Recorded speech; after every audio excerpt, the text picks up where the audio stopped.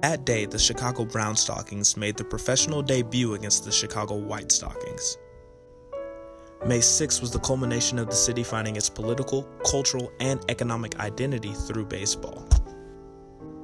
St. Louis baseball's cultural relevance was directly tied to the city fighting Chicago for the title of the most elite in the Midwest. St. Louis won the game 10-0, but the cities continued to have a tense rivalry for supremacy in a variety of different areas: politics, journalism, and cultural importance. May 6 marked the first professional game between the two teams, and over 5,000 fans enjoyed the first edition of a rivalry that has lasted over 100 years. Today it is continued by the St. Louis Cardinals and the Chicago Cubs.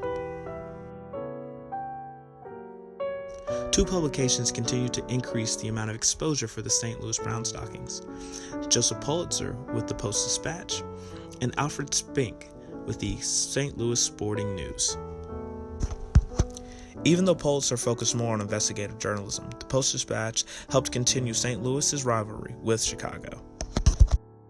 The St. Louis Sporting News is one of the oldest sports publications in the United States. It was affectionately known as the Bible of baseball, and was essential for anyone who wanted to keep up with the St. Louis Browns. The rivalry between Chicago and St. Louis continued to grow for a decade. In 1875, the Chicago Tribune said, if the White Stockings proposed to continue to use the name Chicago, they must wipe out St. Louis. When the teams met in the 1885 and 1886 World Series, St. Louis's pride weighed in the balance. The teams tied a 6-game series in 1885, only causing fandom to grow in St. Louis. By the time the team played in 1886, the Browns covered the front pages of the Sporting News and the Post-Dispatch whenever they would play. The 1886 World Series was a cultural event for St. Louis. The teams played on 6 consecutive days, and the Browns pulled out a 4-2 victory over the White Stockings, making the Browns the 1886 World Series champions.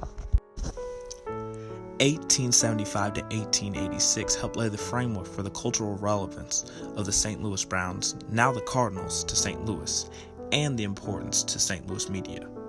The St. Louis Post-Dispatch still exclusively covers the Cardinals.